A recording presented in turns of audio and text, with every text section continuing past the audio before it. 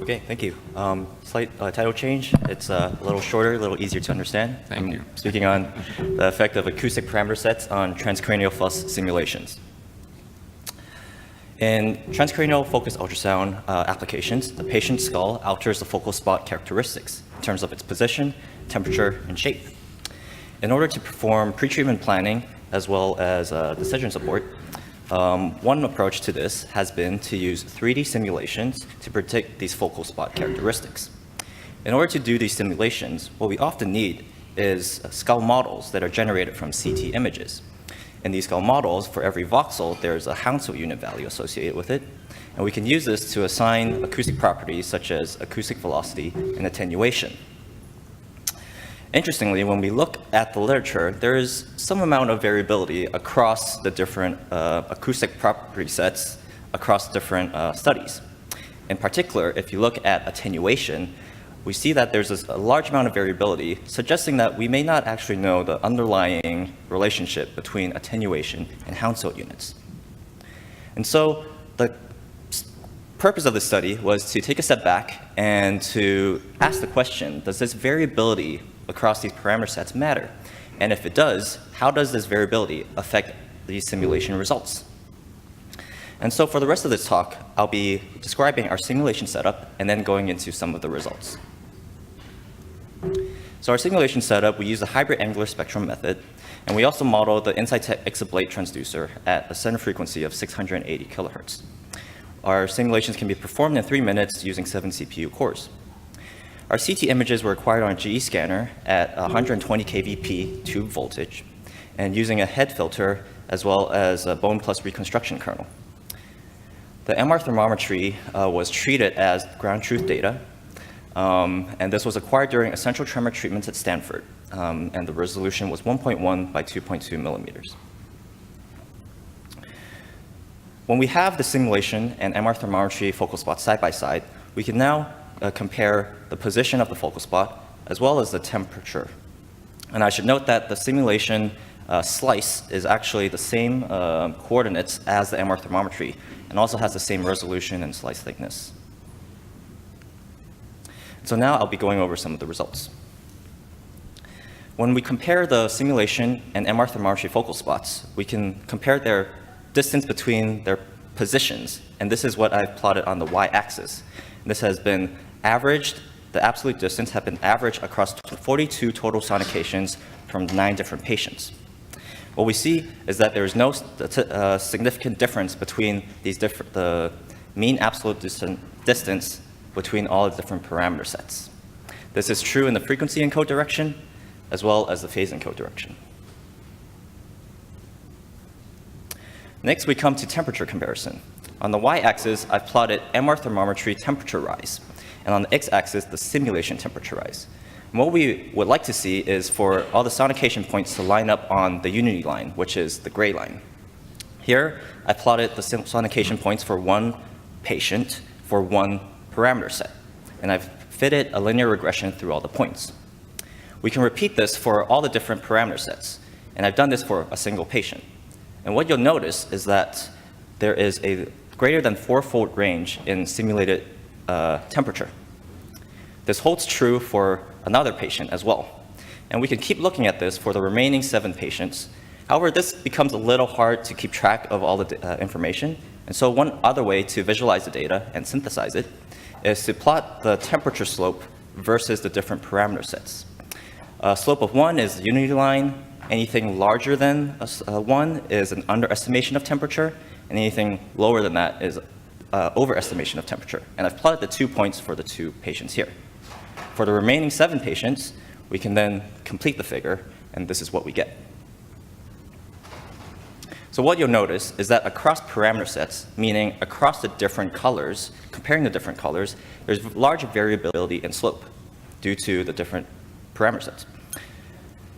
Also, within a single color, within a single parameter set, you'll notice that the slope is different across different patients, suggesting that there is some patient-specific variability that we're not taking into account, suggesting that we may need patient-specific parameter property curves. And so to conclude, there's variability across the different parameter sets. And this results in a small amount of variability in the simulated position. However, it also leads to a large amount of variability in simulated temperature. I'd like to stress the point that this study was not used to determine the optimal acoustic properties that should be used for simulation, but rather, I'd hope to motivate the reporting, because these acoustic properties depend on Hounsfield unit values, which also highly dependent on CT acquisition parameters. So I hope this motivates the reporting of these CT acquisition parameters and also motivate work for determining the underlying relationship between attenuation and Hounsfield units. And I'd like to acknowledge the Kimbutz Poly Lab at Stanford and also my funding sources. Thank you.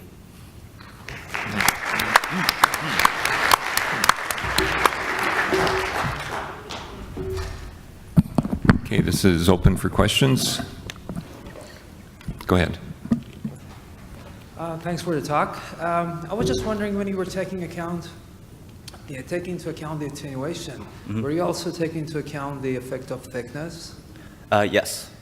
So were you normalizing with respect to the thickness? For example, if you're coding, you say the attenuation is, say, 2 dBs per millimeter at a certain frequency. But if you scale with respect to attenuation, then the total attenuation might be the same thing across the board, right? Yes, so we're modeling the 3D skull, and so for every voxel, I assign it some attenuation. So it should be taking into account. So all the thickness. attenuation numbers were applied to the same skull phantom, if you will. Is that correct? The same attenuation relationship was used for... With the same thickness line? So this was using actual, this was not using phantom. This was from actual patient data. Yeah, that's what I meant. I mean, in digital phantom. If you will. Yes, yeah. Okay, Nathan, we're going to go around here. A quick question. So it's known that when you increase the energy in our clinical treatments, we often get a saturation effect where we get less temperature rise than we expect. I didn't see that in your model. Did you see that effect? Yes, we definitely saw that effect. And what I didn't go over was that how we chose these sonications. Okay, got it. Just to get clarification on that first. So you do it was a voxel by voxel Hounsfield unit. So your attenuation varied through the thickness, for example, of the skull, right? Yes. So in the tables, it would have been different than in the diplo in between. Yes. Right? Yes. And what about shear waves? I mean, when you've got angles coming at high incidence, you're going to be coupling into shear waves. Was that brought into your angular spectrum model? That's a good question. And angular spectrum does not model the conversion of longitudinal to shear waves. From, I think, Palkinen et al. 2014, it showed that if we do model the shear waves, it results in a 9%, up to 9% decrease in temperature. And that is smaller, much smaller than the amount of variation in temperature we see. Vera? Short question. In your simulations, you also need thermal properties. How did you choose thermal properties for modeling temperature? I also did not go over that. So we took literature values from the ITIS database of thermal properties. And we use a bioheat equation to then go from... So there's no variations, or? So I picked the mean value, but I also checked the highest bound and the lowest bound of these properties and found that there was a less than 1% degree change resulting from this variation. So assume that it was okay to use the mean value. Jeff, last question. Thank you. Nice talk. How did you differentiate attenuation and absorption in the skull? So, some of the studies were about absorption, some was attenuation. So I did not differentiate the two. I just treated absorption, scattering, and clumped it together as attenuation. So we might have to discuss a little bit, because Aubrey et al. And Pinton et al. Are very different, but those are the same person. Actually, it's the same group. We did it together. So I wonder why you had such differences between those two papers using, well, supposedly the same approach, except if Pinto et al., the one you mentioned here is the one with micro CT, which is very different in terms of approach and modeling the attenuation and the scattering in the bone. So, but I see. we might have to discuss it. Okay, yes, definitely.